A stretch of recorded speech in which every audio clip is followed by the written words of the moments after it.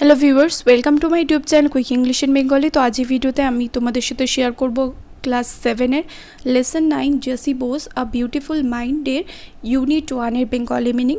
তো প্রথমে তোমাদের উপরে লেটস স্টার্টে যে একটুখানি ছোট করে ইন্ট্রোডাকশন দেওয়া রয়েছে, কেন আমরা এই প্যাসেজটা পড়ব সেটা একটুখানি পড়ে নেওয়া যাক। A biography is the life story of someone usually eminent. Biography মানে হচ্ছে জীবনী। জীবনী কি? বায়োগ্রাফি মানে হচ্ছে জীবনী। জীবনী হলো সাধারণত ইউজুয়ালি মানে সাধারণত, আর এমিনেন্ট মানে বিখ্যাত। সাধারণত বিখ্যাত কোনো মানুষের জীবন কাহিনী। লাইফ স্টোরি মানে জীবন কাহিনী। অফ সামওয়ান মানে কোনো একজন বিখ্যাত মানুষের জীবন কাহিনী। The person may be alive or dead, সেই মানুষটা জীবিতও হতে পারে আবার মৃতও হতে পারে। Biographies are always written by somebody other than the person himself. Biography সবসময় কী হবে? অন্য একজন লিখবে। যেমন ধরো জেসি বোসের বায়োগ্রাফি অন্য কেউ লিখছে।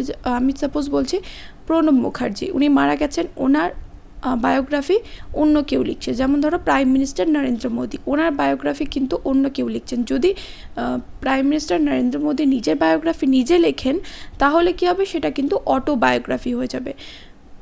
যেমন ধরো এপিজে আব্দুল কালাম, উনি বেঁচে নেই, এপিজে আব্দুল কালাম সম্বন্ধে যদি কেউ বায়োগ্রাফি লেখে অর্থাৎ রচনা যদি লেখে, সেটা অন্য কিছু কেউ যদি লিখে থাকে তাহলে সেটা বায়োগ্রাফি। আর এপিজে আব্দুল কালাম যদি নিজে লিখে গিয়ে থাকেন তাহলে সেটা কিন্তু অটোবায়োগ্রাফি, মানে নিজের জীবনী কেউ নিজে লিখছে সেটা কিন্তু অটোবায়োগ্রাফি, আর অন্য কেউ লিখলে সেটা biography. Biographies are always written by somebody other than the person himself, মানে ওই মানুষটা কিন্তু লিখবে না। বায়োগ্রাফি যার সম্বন্ধে জীবনী সে কিন্তু লিখছে না, অন্য কেউ কিন্তু তার জীবনটা লিখছে, সেটা তাকেই কিন্তু বায়োগ্রাফি বলা হয়। We read biographies of eminent persons so that we may learn about them and try to be like them. অনেক সময় তোমাদের এটা মনে হয় যে নেতাজি কে ছিলেন, তারপরে বিদ্যাসাগর কে ছিলেন, এপিজে আব্দুল কালাম কে ছিলেন, এগুলো আমাদের জানার কি দরকার? কেন আমরা এই বায়োগ্রাফিগুলো পড়বো? তাদের জীবনী কেন পড়বো আমরা? তার কারণ হচ্ছে তাদের যে এই বিখ্যাত মানুষগুলোর বা এই এমিনেন্ট পার্সনসগুলোর জীবনী এই কারণেই পড়া দরকার যাতে আমরা তারা কী করেছিল, লার্ন অ্যাবাউট মানে তাদের সম্বন্ধে জেনে আমরা যাতে তাদের মতো হওয়ার চেষ্টা করি, সেজন্য আমরা কিন্তু বায়োগ্রাফিগুলো পড়ি। আমরা যাতে এই সমস্ত বিখ্যাত মানুষগুলোর মতো হওয়ার চেষ্টা করি, তাদের যে আদর্শ জীবনে তারা যা যা করতেন সেগুলো যদি আমরা নিজেদের লাইফে অ্যাডপ্ট করি তাহলে আমাদের লাইফে প্রোগ্রেস করবে, কারণ তারা বিখ্যাত মানুষ ছিলেন। তাহলে তার জন্যই কিন্তু আমাদের এই বায়োগ্রাফিগুলো পড়ানো হয়, স্কুলে পাঠ্য করা হয় এবং আমরা নিজেরা এই বায়োগ্রাফিগুলো পড়ি। Unit 1, historically in 1895 India was under the British rule. ঐতিহাসিকভাবে, হিস্টোরিক্যাল মানে ঐতিহাসিকভাবে 1895 সালে ভারত ছিল ব্রিটিশ শাসনের অধীনে। Under the British rule, rule মানে হচ্ছে এখানে শাসন, আর আন্ডার দ্য ব্রিটিশ রুল মানে ব্রিটিশ শাসনের অধীনে। ঐতিহাসিকভাবে 1895 সালে ভারত ছিল ব্রিটিশ শাসনের অধীনে। আর different history was made that year at the town hall in Kolkata. আর ডিফারেন্ট হিস্ট্রি মানে একটা অন্যরকম ইতিহাস। দ্যাট ইয়ার মানে হচ্ছে ওই বছর, একটা অন্যরকম ইতিহাস ওই বছর কলকাতার টাউন হলে তৈরি হয়েছিল। মেড মানে তৈরি হয়েছিল বা তৈরি করা হয়েছিল। ওয়াজ মেড মানে এখানে তোমাদের প্যাসিভ ভয়েসে কিন্তু বলা হচ্ছে, মেড কিন্তু বলা হচ্ছে না। একটা অন্যরকম ইতিহাস সেই বছর কলকাতার টাউন হলে তৈরি করা হয়েছিল। An interesting demonstration was performed by Jagadish Chandra Bose, an assistant professor of Presidency College. Interesting মানে আকর্ষক, আর ডেমনস্ট্রেশন মানে প্রদর্শন, আর অ্যাসিস্ট্যান্ট মানে হচ্ছে সহকারী, আর প্রফেসর মানে তোমরা সবাই জানো অধ্যাপক। প্রেসিডেন্সি কলেজের সহকারী অধ্যাপক জগদীশচন্দ্র বসু এক আকর্ষক বিষয় প্রদর্শন করেছিলেন। ডেমনস্ট্রেশন মানে আগেই বললাম প্রদর্শন করা। Everyone was overweight when the electromagnetic waves travel from the lecture hall to a third room about 75 meters away.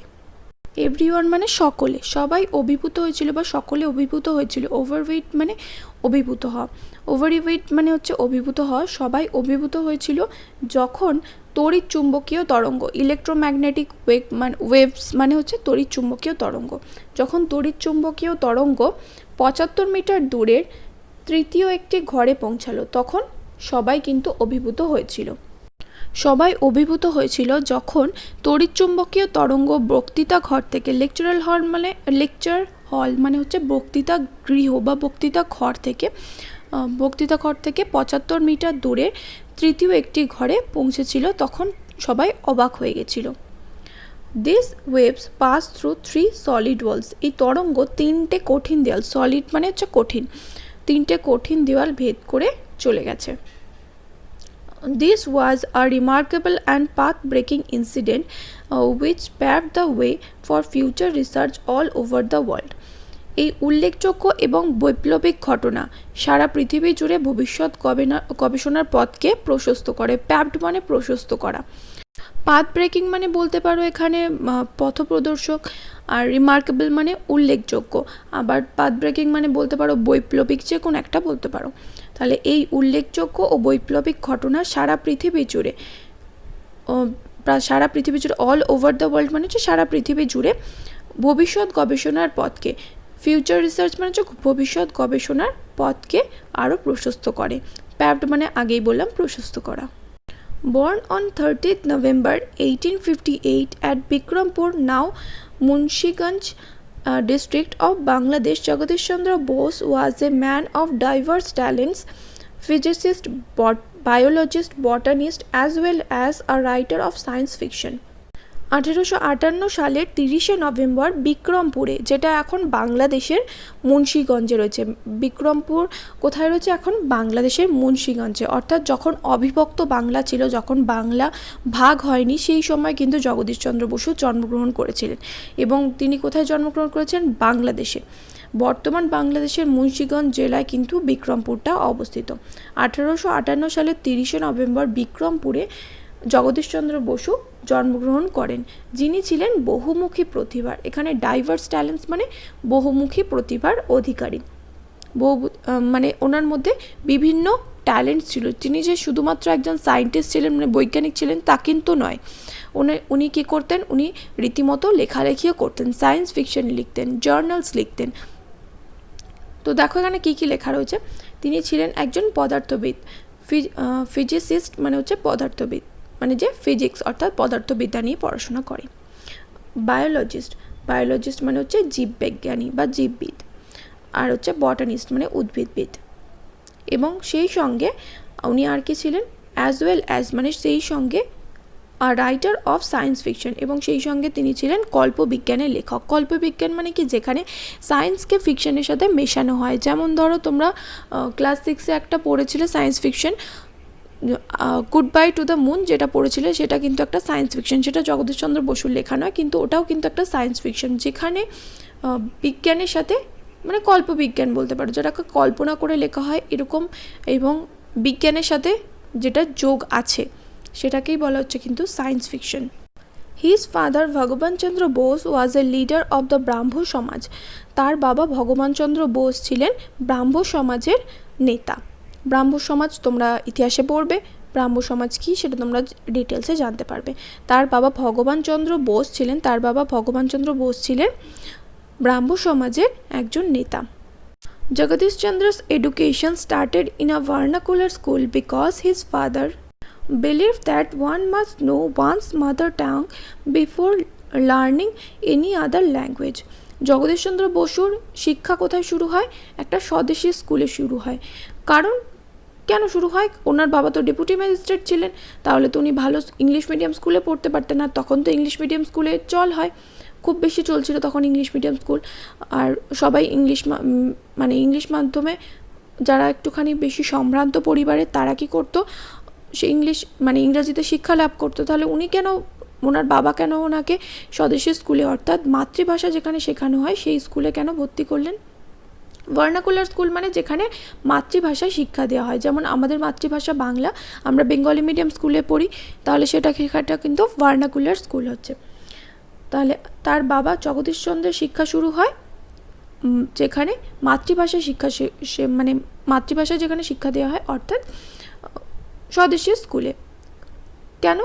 কারণ তার বাবা বিশ্বাস করতেন, হিজ ফাদার বিলিভ দ্যাট, কারণ তার বাবা বিশ্বাস করতেন যে কেউ একজন যদি অন্য কোনো ভাষা শিখতে চায় তার আগে কী করতে হবে, তাকে তার মাতৃভাষা ভালো করে জানতে হবে। তাহলে মাতৃভাষা শিক্ষা দেওয়ার জন্যই কিন্তু তার বাবা তাকে স্বদেশী স্কুল বা মাতৃভাষায় যেখানে শিক্ষা দেওয়া হয় অর্থাৎ বেঙ্গলি মিডিয়াম স্কুলে কিন্তু তার বাবা ভর্তি করেছিলেন।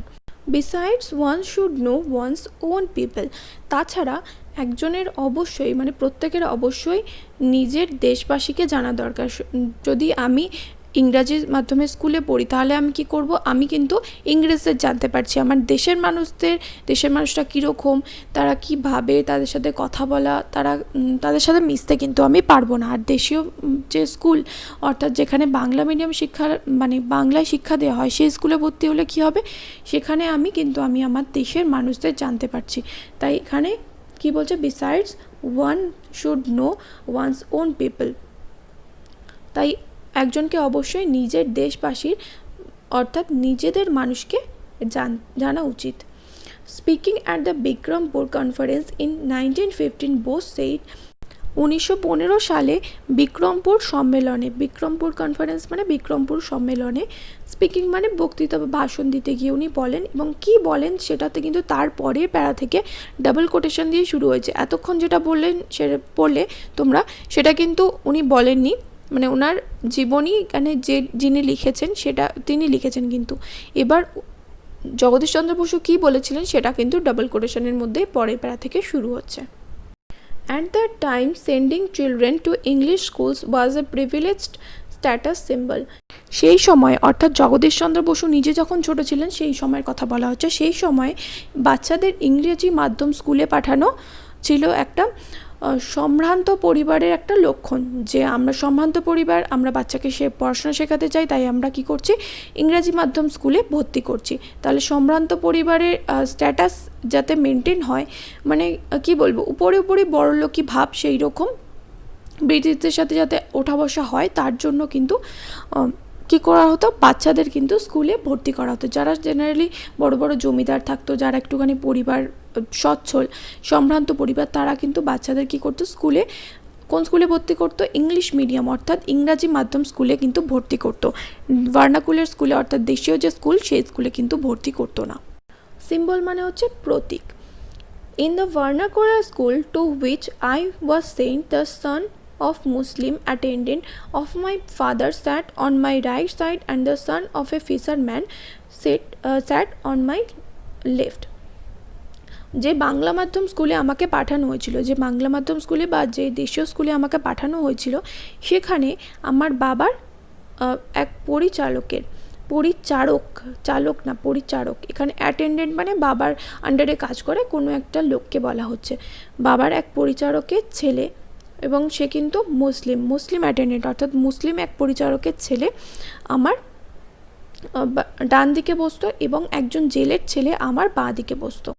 দে ওয়ার মাই প্লেমেটস, তারা ছিল আমার খেলার সাথী। I listened spell bound to their stories of birds, animals and aquatic creatures, আমি মুগ্ধ হয়ে তাদের কাছ থেকে পাখি, জন্তু জানোয়ার এবং জলজ প্রাণীদের গল্প শুনতাম। স্পেল বাউন্ড মানে হাঁ করে শোনা, মন্ত্রমুগ্ধের মতো শোনা। তাহলে আমি মন্ত্রমুগ্ধের মতো তাদের কাছ থেকে পাখি, জন্তু জানোয়ার এবং জলজ পাখিদের গল্প বা জলজ প্রাণীদের গল্প আমি শুনতাম। অ্যাকোয়াটিক অ্যানিমালস মানে হচ্ছে জলে যে সমস্ত প্রাণীরা থাকে অর্থাৎ জলজ প্রাণী, তাদের গল্প আমি শুনতাম। Perhaps these stories created in my mind a keen interest in investigating the workings of nature.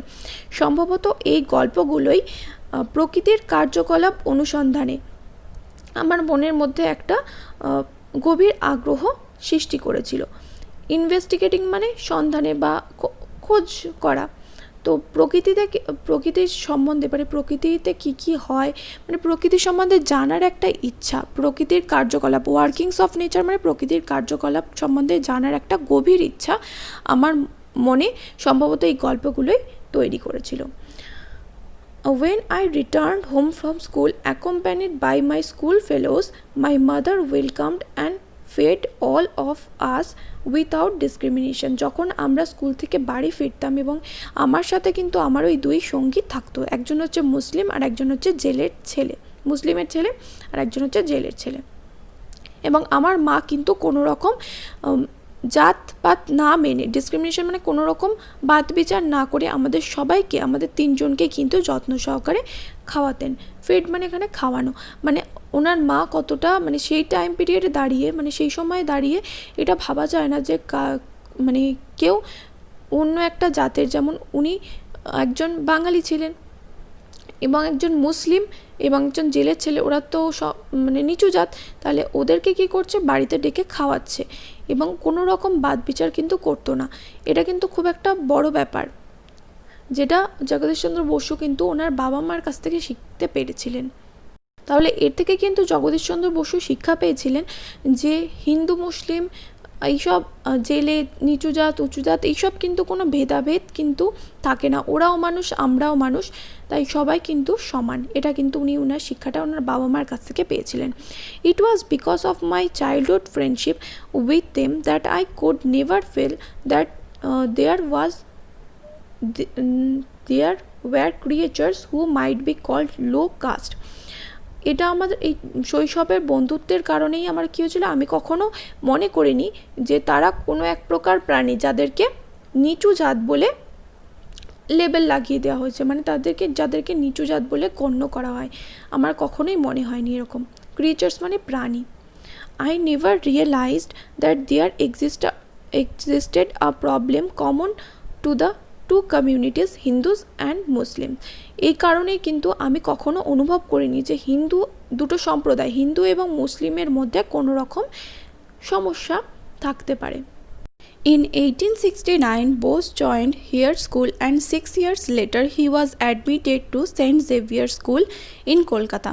1869 সালে জগদীশচন্দ্র বসু, বা এখানে বোস যেহেতু লেখা রয়েছে তাই এখানে বোস বলবে, 1869 সালে বোস হেয়ার স্কুলে ভর্তি হন এবং তার 6 বছর পরে তিনি কলকাতার সেন্ট জেভিয়ার স্কুলে ভর্তি হন। হি ওয়াজ অ্যাডমিটেড, এখানেও কিন্তু এটা প্যাসিভ ভয়েস, মানে ওনাকে ভর্তি করা হয়েছিল। কোথায় ভর্তি করা হয়েছিল? 6 বছর পরে কলকাতার সেন্ট জেভিয়ার স্কুলে। কিন্তু ওনার শিক্ষা কিন্তু প্রথমে শুরু হয়েছিল কোথায়? দেশীয় স্কুলে বা স্বদেশী স্কুলে, মানে যেখানে মাতৃভাষায় শিক্ষা দেওয়া হয়, যেখানে বাংলা মাধ্যমে শিক্ষা দেওয়া হয়। He pass the entrance examination and joined Saint Xavier's College of Kolkata. তিনি প্রবেশিকা পরীক্ষায় উত্তীর্ণ হয়ে কলকাতার সেন্ট জেভিয়ার্স কলেজে ভর্তি হন। It was here that he came in contact with Jesuit Father Eugene Lafont, who played a significant role in developing his interest in natural sciences. এখানে তিনি কার সংস্পর্শে আসেন? এখানে তিনি জেসুট ফাদার ইউজিন লাফন্টের সংস্পর্শে আসেন, যিনি প্রকৃত বিজ্ঞানের উপর, ন্যাচারাল সায়েন্স মানে যে প্রাকৃতিক বিজ্ঞানের উপর জগদীশচন্দ্র বসুর আগ্রহ গড়ে তুলতে, কিন ইন্টারেস্ট মানে আগ্রহ, ইন্টারেস্ট মানে হচ্ছে আগ্রহ এবং গভীর আগ্রহ, কিন ইন্টারেস্ট মানে এখানে বলতে পারো গভীর আগ্রহ গড়ে তুলতে গুরুত্বপূর্ণ ভূমিকা পালন করেন। সিগনিফিক্যান্ট মানে গুরুত্বপূর্ণ, আর ডেভেলপিং মানে উন্নত করা বা গড়ে তোলা। তো জগদীশচন্দ্র বসুর প্রাকৃতিক বিজ্ঞানের প্রতি যে গভীর আগ্রহ, সেটাকে গড়ে তুলতে কে সাহায্য করেন? Jesuit father Eugene Lafont. Later, Bose went to England and secured admission in Christ College, Cambridge, to study natural science. এরপরে ল্যাটার মানে কি? পরবর্তীকালে জগদীশচন্দ্র বসু ইংল্যান্ডে যান এবং সেখানে কেমব্রিজের ক্রাইস্ট কলেজে প্রকৃত বিজ্ঞান পড়ার জন্য ভর্তি হন। প্রাকৃতিক বিজ্ঞান।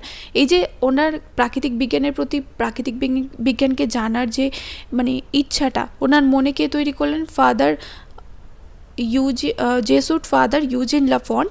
তো সেই ইচ্ছাটাকে মানে ওনার গভীর যে ইচ্ছা, যে আমি প্রাকৃতিক বিজ্ঞানী যে নেচারের যে কাজকর্ম সেইগুলো আমি জানবো, তার জন্য উনি কী করলেন? কেমব্রিজের ক্রাইস্ট কলেজে ভর্তি হলেন। In 1884, he received the Natural Science Diplomas from the University of Cambridge and a BSc degree from the University of London. 1884 সালে তিনি কেমব্রিজ বিশ্ববিদ্যালয় থেকে প্রাকৃতিক বিজ্ঞানে ট্রিপজ অর্থাৎ কেমব্রিজ বিশ্ববিদ্যালয়ের সম্মান বিতরণী পরীক্ষা ট্রিপজ পান এবং লন্ডন বিশ্ববিদ্যালয় থেকে বিএসসি ডিগ্রি লাভ করেন। The following year, Bose joined Presidency College as officiating professor of physics. The following year মানে হচ্ছে পরের বছর বোস প্রেসিডেন্সি কলেজে পদার্থবিদ্যার অধ্যাপক হিসাবে যোগদান করেন। But he was not provided facilities of research, কিন্তু তাকে গবেষণা করার বা গবেষণা চালানোর কোনো রকম সুযোগ সুবিধা দেওয়া হয়নি। ফেসিলিটিস মানে সুযোগ সুবিধা, আর রিসার্চ মানে গবেষণা। He was also offered low salary than his European colleagues, এমনকি তাকে কি করা হয়েছিল, ইউরোপিয়ান কালিগসদের মানে যে ইউরোপিয়ান যে মানে ইংল্যান্ড থেকে যারা এসছে, আমি বলছি ধরো যে প্রফেসরগুলো ইংল্যান্ড থেকে এসে এখানে পড়াচ্ছে প্রেসিডেন্সি কলেজে, তাদেরকে যতটা বেতন দেওয়া হতো তাকে কিন্তু অতটা বেতন দেওয়া হতো না। লো স্যালারি, তাকে অর্থাৎ কম বেতন, তার ইউরোপিয়ান সহকর্মীদের চেয়ে তাকে কম বেতন দেওয়া হতো। কেন দেওয়া হতো কম বেতন? কারণ সে ভারতীয়, আর ভারতীয়দের সবসময় ছোট করে দেখা হতো। যেহেতু জগদীশচন্দ্র বসু একজন ভারতীয় ছিলেন, তাই ওনার যতই ডিগ্রি থাকুক না কেন, উনি যতই ভালো পড়ান না কেন, ওনাকে কী করা হতো, কম বেতন দেওয়া হতো। Bose had a remarkable sense of self respect and national pride, এবং এই জগদীশচন্দ্র বসু কিন্তু এই মাইনেটা কিন্তু অ্যাকসেপ্ট করেননি। ওনার খুবই আত্মসম্মান বোধ ছিল। Remarkable sense of self respect মানে হচ্ছে আত্মমর্যাদা, মানে ওনার খুবই এই জিনিসটা খুবই মনে লেগেছিল যে আমি এখানে প্রফেসরই করছি, তা সত্ত্বেও মানে এখানে কী হচ্ছে, ইউরোপিয়ান আর ইন্ডিয়ানদের ইকুয়ালি ট্রিট করা হচ্ছে না, মানে ইকুয়ালি দেখা হচ্ছে না। একজনকে বেশি মাইনে দেওয়া হচ্ছে আর একজনকে কম মাইনে দেওয়া হচ্ছে, যেটা একদমই ঠিক নয়। আমি ইন্ডিয়ান বলে আমাকে কম মাইনে দেওয়া হচ্ছে, ঠিক আছে। উনি কী করলেন দেখো, এরপর ওনার জগদীশচন্দ্র বসুর আত্মসম্মান বোধ এবং দেশাত্মবোধ খুবই উল্লেখযোগ্য, মানে খুবই একটা লক্ষ্য করার মতো, মানে যেটা চোখে পড়ে। এই যে দেখো এখানে লাইনটা রয়েছে, Bose had a remarkable sense of self respect and national pride মানে জগদীশচন্দ্র বসু দেশকে কিন্তু খুবই ভালোবাসতেন। যে ইউরোপিয়ানদের সাথে ইন্ডিয়ানদের যে পার্থক্যটা করা হয়, ইউরোপিয়ানরা বেশি সুপিরিয়ার, ইন্ডিয়ানরা ইনফেরিয়র, এইগুলো কিন্তু একদমই ঠিক নয়। যে বলা হয় মানে নেটিভ, সেই সময় যে টাইমে জগদীশচন্দ্র বসু কলেজে প্রফেসরি করতে চান, সেই টাইমে ইংরেজরা ছিল ইংরেজ শাসনের অধীনে ছিল। সেই সময় ইংরেজরা ভারতীয়দের অত্যাচার করতো, ইভেন কলেজে স্কুলে আরে কি বলতো, সবসময় ওদের নেটিভ বলে স্কুলে আরে প্রবেশ করতে দেওয়া হতো না। জগদীশচন্দ্র বসুর ডিগ্রি থাকা সত্ত্বেও উনি কী করলেন, উনি যখন প্রেসিডেন্সি কলেজে অধ্যাপনার কাজ শুরু করলেন, ওনাকে কম বেতন অফার করা হলো কিংবা কম বেতন দেওয়া হয়েছিল। তো জগদীশচন্দ্র বসুর এই কথাটা খুবই মনে লাগে যে আমি ইন্ডিয়ান বলে আমাকে এরকম ছোট করা হচ্ছে। এমনকি ওনাকে রিসার্চ অর্থাৎ গবেষণা করারও সুযোগ দেওয়া হয়নি। Therefore as a sign of protest, তাই তিনি বিরোধিতা করার জন্য, as a sign of protest মানে প্রতিবাদ স্বরূপ বলতে পারো, প্রতিবাদ স্বরূপ he continued his teaching assignment for 3 years without accepting his salary. উনি কী করলেন, প্রতিবাদ করার জন্য কী করলেন, মানে প্রতিবাদ স্বরূপ তিনি 3 বছর ধরে কোনো রকম বেতন না নিয়ে, মানে কোনো রকম মাইনে না নিয়ে 3 বছর উনি এমনিই কলেজে পড়িয়েছিলেন। Finally the director of public instruction and the principal offered him a permanent teaching post. শেষ পর্যন্ত পাবলিক ইনস্ট্রাকশনের প্রধান আধিকারিক এবং কলেজের অধ্যক্ষ তাকে স্থায়ী শিক্ষক পদ দান করলেন।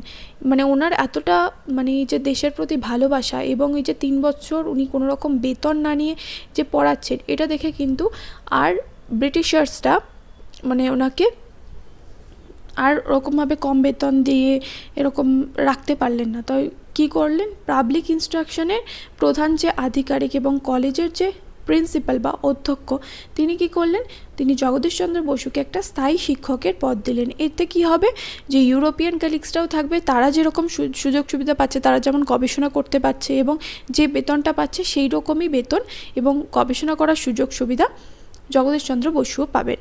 তো ভিডিও যদি ভালো লাগে প্রচুর শেয়ার করো। ইউনিট 2 নেক্সট দিন আসবে, দেখা হবে নেক্সট ভিডিওতে। Till then by.